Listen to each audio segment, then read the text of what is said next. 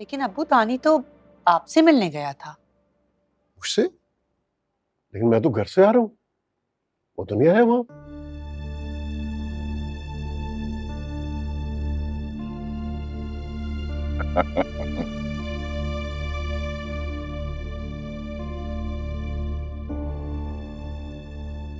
बस माँ से पैसे लेकर निकल गया होगा अपने दोस्तों यारों में अय्याशी करने। मैंने तो आपको अंकल पहले ही कहा था, मत कोशिश करें इसके लिए, कुछ नहीं करेगा, बर्बाद करेगा आपकी कोशिशों को भी।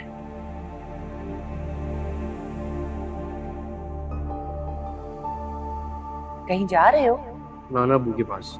बुलाया था क्या उन्होंने? नहीं, बुलाया तो नहीं था, लेकिन अगर मैं नहीं गया तो उन्हें लगेगा कि मेरा काम करने में इंटरेस्ट नहीं है। तो वैसे भी मुझे कुछ सवाल पूछने थे उनसे काम के हवाले से, अच्छा मालूमात हो जाएगी। अरे बेटा, जब काम शुरू होगा तो तुम्हें खुद ही पता चल जाएगा। अभी तुम आराम करो ना। ऐसा नहीं होता अम्मी। पता है मैं क्या चाहता हूँ? क्या? मैं नाना अबू से जाके कहूंगा कि प्लास्टिक मोल्डिंग के काम से पहले मुझे एक हफ्ता वैसे ही किसी के पास बिठा दें, ताकि कुछ तो सीख सकूं। लेकिन आप अपने बच्चों को जिंदगी से इस तरह निकाल तो नहीं सकते हारिस।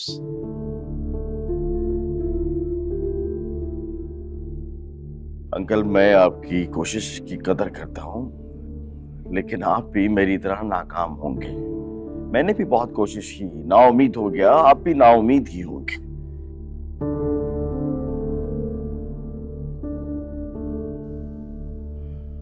हारिस, तुम्हारी यही जो बातें हैं ना, वो मेरी दानी की उम्मीदों को तोड़ देती है।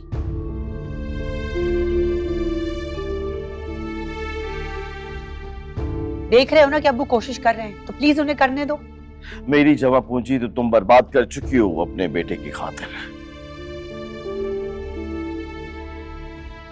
दूसरों की कमाई को क्यों बर्बाद कर रही हो अपने बिगड़े हुए बेटे के लिए?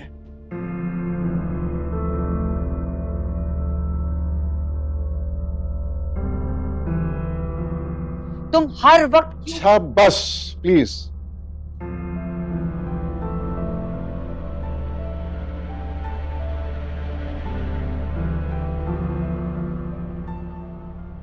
और हारिस, इन बच्चों को और इस घर को बिगाड़ने में तुम्हारा भी उतना ही हाथ है जितना आफिया का है। अच्छा, इस मामले में तुमसे बाद में बात करूंगा दोनों से। मेरा फिलहाल ये कहना है बेटा कि अपनी बेटी की तरफ ध्यान दो। देख नहीं रहे क्या हाल हो गया उसका, बिल्कुल कुम्हला के रह गई है।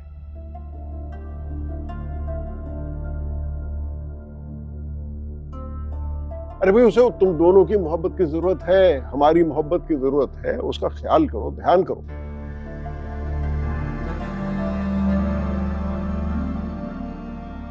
तुम लोग अपने चक्करों में पड़े रहो।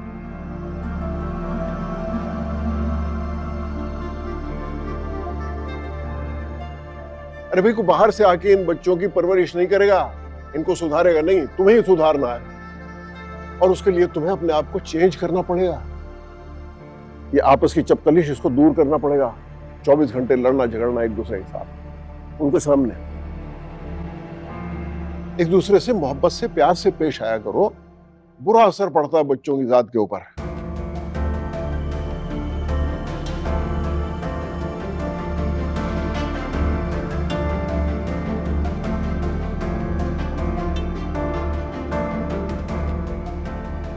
और मेरी एक बात याद रखो,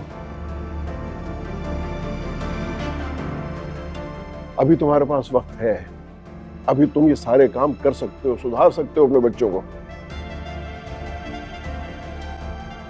लेकिन अगर एक दफा तीर कमान से निकल गया, फिर तुम लोग हाथ मलते रह जाओगे, मैं तुम्हें बता रहा हूं।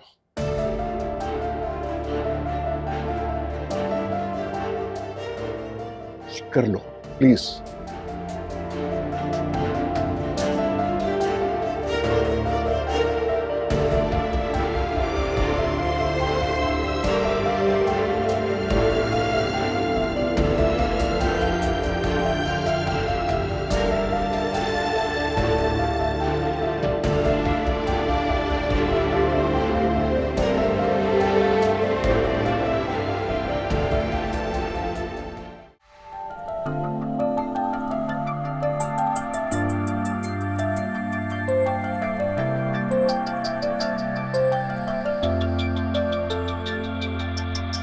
मेरा तुझे से था नाता, मुझे सुकून तू दे जाता, क्यों दिल तुझे ना पुकारता।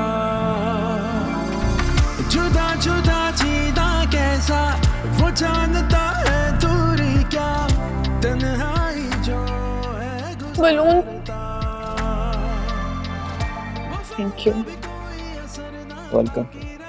लेकिन मेरे बलून। और ले लें। तू ही बता दीवानगी, बेचारगी, बेगानगी का गम बाकी रहा, बाकी रहा। हो दीवानगी, बेचारगी, बेगानगी का गम बाकी रहा, बाकी रहा।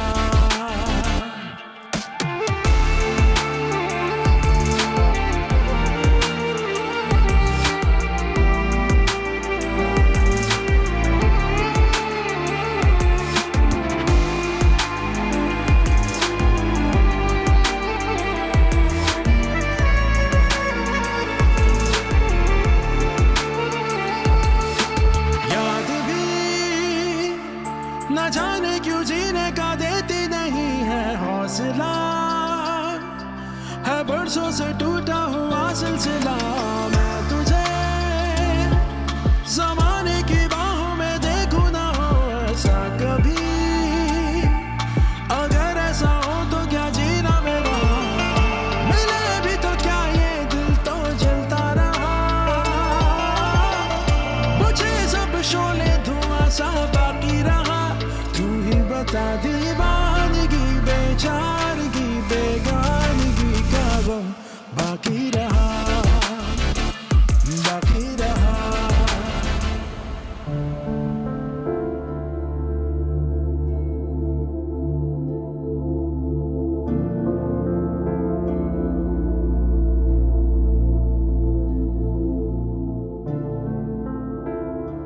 मैं कैसे यकीन दिलाऊं, मैंने हाथ नहीं उठाया। बकवास बंद करो अपनी। अगर नूर ना चीखती, ये ना रोकती तो तुम हाथ उठा चुके थे। आपसे तू तक तो आ गए थे, बाकी क्या कसर रह गई थी? मैं तुमसे कह रही हूँ कि जाओ अपने कमरे में। तुम थक गया इंसान, ना अच्छा बेटा बन सका, ना अच्छा भाई। हारिस, तुम किस किस्म के इंसान हो? तुम्हें अपने बेटे की अच्छाइयां नजर नहीं आती? अच्छा दुश्मन है ये हमारा, दुश्मन। कोई अच्छाई नहीं है तुम्हारे बेटे में, न जाने मेरे किस किए की सजा है ये, जो मैं इसे झेल रहा हूं, देख रहा हूं। भाई अब तो इसको देखने का दिल भी नहीं करता मेरा। और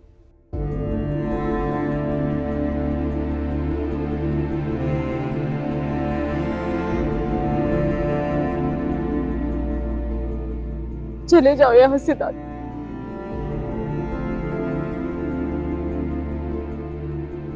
तुम्हारे पास अब कहने के लिए कुछ नहीं है, प्लीज चले जाओ।